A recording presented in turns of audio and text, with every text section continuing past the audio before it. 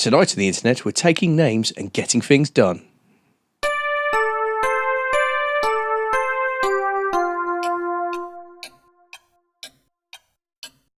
Hello, Nightlings, and welcome to Goodnight Internet, the nightly internet show that's telling you what's happening on the internet tonight.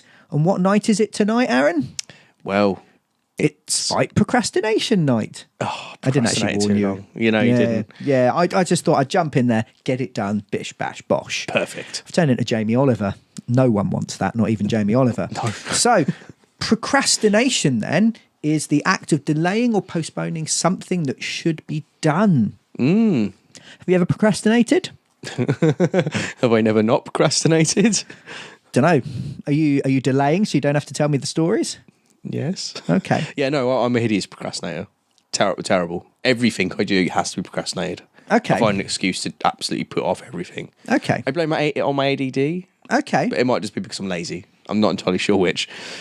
But I get everything done by the time it needs to get done, but I always have to give myself that bit of extra pressure to push me to do anything. Yeah. So actually, people think quite often that people that procrastinate a lot are actually just lazy and just need to get the thing done.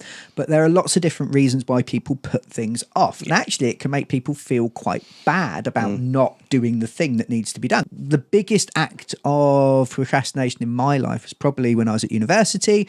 I had I had just over a year to create a dissertation, a 10,000 word piece on a topic of my choosing. And I was finishing that thing at 3 o'clock in the morning, the morning that it was due in. Yeah. Yeah. It's worse than that because I had a friend who offered to proofread the thing for me, bless him, who, because, when you're writing away like mad, you become blind to your own mistakes, both spelling, grammatical, and having left everything to the last minute. So the poor guy was in my front room at 3 o'clock in the morning. I was handing him freshly printed pages, still warm from the printer. Oh, yeah, poor guy. Feel like I kind of abused him slightly there. Yeah. I have another friend who wrote his wedding speech at 9 o'clock in the evening, the day before his wedding. Yeah. A wedding that had been planned long in advance, and words that are important, the kind of words you hope that people remember for the rest of their lives. Just bash them out the night before, it'll be fine. I'm not entirely sure. I didn't do that myself, to be honest. No? It wasn't right before the wedding because we did have rehearsals and things like that. But yeah, it was definitely a last minute thing because I've never understood a wedding rehearsal. That's weird. Did you read the same speech? Yeah. Surely on the proper day, everyone's like, I've heard this.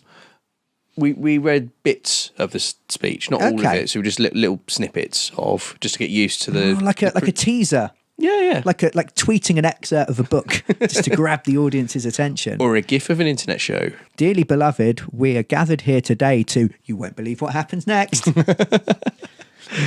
So, there are varying sources, but there tends to be around about 5 different types of procrastinator. So you have the perfectionist, someone who doesn't start something because they can't bear the idea of it not being perfect. Yeah. Or they can't envisage how to make it perfect. Yeah. So they're not quite sure how to get there, so they don't start at all. Can definitely attest to that. Yeah. There's certain things, if I'm not 100% sure how to do it perfectly right the first time, I will put it off for as long as possible. Yeah. Yeah. I think that one can be fairly common. Yeah. The second one is a feeling of being an imposter, of having imposter syndrome. Aaron, you've got a fancy degree in how people work. What is imposter syndrome? It's when you enter a situation you don't believe you belong in or deserve, particularly. Quite common in academia. Anybody who goes to university and stuff generally feels this at some point or another. Oh my God, what have I done? Everyone here's so clever. Yeah, I I don't know anything. Yeah. New jobs, again, particularly. Everybody else seems to know what I do and I don't. I'm confused. I'm scared to ask for help. Yeah. Yeah. Yeah. I get that a lot. It's Yeah. really, really debilitating at times. Why are you here? Get out. No, come back. It's fine. Huh? No. You're making it worse. So it's not because when people feel they don't belong, they don't want to get caught out. They don't want to get found. Yeah. So if they think that doing the work, doing the thing will get them caught, they put it off because they don't want to fail. They don't want to set themselves up to fail. So, and they maybe feel like they can't do it in the first place. Yeah. The third one is being filled with dread. So the things you have to do aren't pleasant. Yeah. So you dread doing them. You feel bad when you think about doing them. So you just keep putting them off. Like making a phone call. Yeah. Phone calls actually seem to be a common anxiety these days. Yes, yeah. I know lots of people that would rather plunge their face into boiling oil than take a phone call. Yeah, Especially from a hidden number or actually ringing someone up. It's really. I hate ringing people up. Okay. Ringing somebody is worse for me than receiving a phone call. Yeah. I don't actually like receiving phone calls off people I know. Okay. More than an unknown number. I'm going to stop texting you now. Oh, please don't. No, I wouldn't. That's mean. Yeah, genuinely, like talking on headsets over games and stuff can give me that same anxiety sometimes. An unknown number is fine because I don't know who they are, so me saying something stupid doesn't matter, and I quite enjoy picking on the cold calls. Oh, fair enough. So are you saying that if I was to ring you, you'd care enough to worry about what you said? Yeah. Oh, that's really nice. Another feeling is that can lead to procrastination is the feeling of being overwhelmed. So you've got too much to do and you don't know where to start. Am I making you feel bad by explaining all of these? Do you feel overwhelmed? Yeah, a little bit. Just say one Are you supposed to be just one of these categories? Because I feel like at some point or another I've fitted into all of them. No, it's fine. It's fluid. Yeah, it's fluid. I mean, different things can strike at different times, but people can sort of be more one way or the other. So there's some people who are just really good at getting the crappy thing out of the way and getting it done. Yeah. Oh, God, I wish to be that person. But then the things they care about, they want to be perfect. Yeah. Some people might have all of them, and then that makes them very procrastinatory. Hello. That's a word. And then the final category then are those people who are either lucky, and this is actually how they work, or they're deluded and they just think this is how they work and it all comes falling apart and crashing down, are those people who say that they work best under pressure and therefore just put things off until there's a massive deadline and then they have to get the thing done. No. I'm well aware that I work to pressure. Yeah. Like I said, sometimes there are times when I put off things until I have to do this now. It's definitely not my best work though. Okay. No. I'm one of those people, actually. I think out of all of these, the thing that gets me is just going, I'll do it later, and wait until that feeling of anxiety is built up and bursts and I have to do it. Yeah. Which actually, the act of putting it off all the time does make me feel bad. I'm like, I could have done this, I could have done that. And anything that I do on my own that maybe has a long deadline, like, I'll get this thing done in a year, I put off to the last minute because I'm like, there's no pressure, it doesn't matter, I'll eat some chicken or play some games, or play some games while eating chicken. Wow. That's play with the chicken while eating some games. You know, there's lots of things you can do. It's impressive. Yeah. So, if you are a procrastinator, probably shouldn't be watching this video. The internet, I think, actually is something that people use to procrastinate a lot. I know I do. I will boot up my computer and I'm going to write a thing today, and then YouTube comes on and it's just some music in the background, and then suddenly I'm on one of my favorite YouTube channels and I'm watching something, and the internet, or I'm on Facebook and I'm just... We love you, don't go away, but yes. Well, that's why we're doing this. Yeah. So that we get away from the computers and we do the thing. Yeah. But if you are a procrastinator, you are not alone. There are some famous examples of procrastinators in music. So Guns N' Roses, Chinese Democracy. How long do you think it took them to record Chinese Democracy? 15 years. Bang on, 15 years. Yeah. Good knowledge. Yeah. Good knowledge. Knowledge Actually, 5. It's fun to know things. Stuff. Yeah. And Black Sabbath recorded an album called 13. Their previous album was recorded in 1995. When do you think they recorded 13? 2013. Yes, 18 years later. I'm not going to high five that. I feel like I fed you that knowledge piece by piece. A little bit, but I'm still taking the credit. As if you were a goat at a petting zoo. I'd love to be a goat. Or be just nice, be at a wouldn't petting zoo with goats. Yeah, carry on. There are some famous examples of procrastinators through history, such as Mozart. Oh, okay. You've heard of Don Giovanni? Yeah. The musical piece, not the bloke. Yes, yeah. Don Giovanni. I'm from Putney. He wrote Don Giovanni in a single night before the premiere. Apparently the sheet music was still wet with ink. The ink did glisten beneath the twinkling candlelight of whatever opera house Mozart performed his music in. And it's a masterpiece because he's Mozart. He can get away with it. Yeah. Even I would find it difficult to pull something out of the bag at that short notice. I mean, it's just squiggles on a piece of paper. I reckon I can manage it. Yeah. Victor Hugo, the French writer of Les Miserables and The Hunchback of Notre Dame, had a novel method for getting over his procrastination. From writing novels. Yes, because these are big, chunky novels. Yeah, I mean, they're huge. French is full of fancy words. They'll be even longer in French. They take you even longer to write. So he would get his servants, and I mean, servants helps in any procrastination situation. He'd get his servants to strip him naked so he couldn't leave the house, and they would come back with his clothes only at an appointed time, so he had nothing else to do but write. It's kind of genius, So actually. I've got a lot to do, Aaron, so if you could No. sort me out. No, I'm going to procrastinate on that task. Thank you very much. Yeah. We have the Dalai Lama, the current Dalai Lama, number 14, who used to be a notorious procrastinator when he was a student. And he said, "You must not procrastinate. Rather, you should make preparations so that even if you die tonight, you would have no regrets." Ooh. Procrastination is not a modern thing. I think things like the internet didn't help, etc., etc. But actually, procrastination has been around for thousands of years. And so Marcus Aurelius, the Roman emperor and writer of Meditations, once wrote, "Think of all the years past in which you said to yourself, 'I'll do it tomorrow.' It is time to realize that you are a member of the universe, that you are born of nature itself, and to know that a limit has been set to your time." Oh, quite nice, actually. It is, Again, yeah. they're a bit morbid, but they're saying you're going to die sometime. Get stuff sorted out. Yeah. Stop hanging around. Might write that will when I get home. So, dark. Sort of keep putting off. What are you leaving me?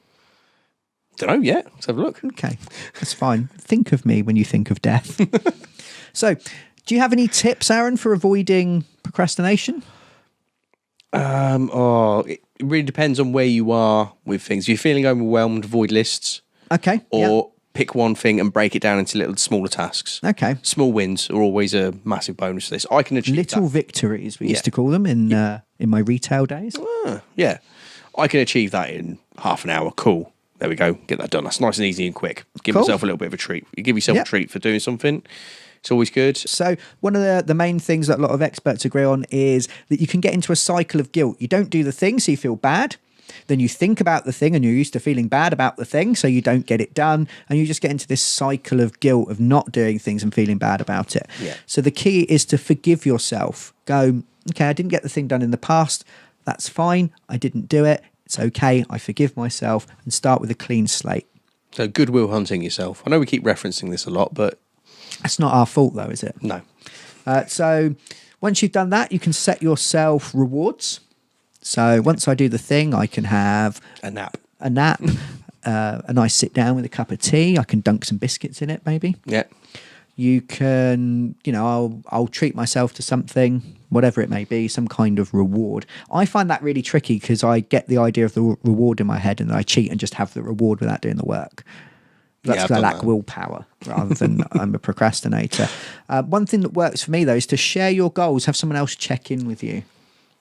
Yes. So you're setting deadlines there. Yeah. Because I find you can set deadlines for yourself, but if you're the only person checking it, they're not real and you don't do it. Whereas if someone else is going to come and check on me, I'm like, oh my God, Tim's coming round and he's going to demand to see my poem. I'm sorry. Roses are red and Tim's coming soon. Oh my God. I exploded of fear. I don't know. Too much pressure for that poem. It's all right. It doesn't have to rhyme. Poetry doesn't. No. ... Paragraph break. Hyphen. That could be poetry. So to try to minimize distractions. So to get yourself off the internet, to put your phone on silent, to put the cat in the cupboard so the cat don't put your cats in a cupboard.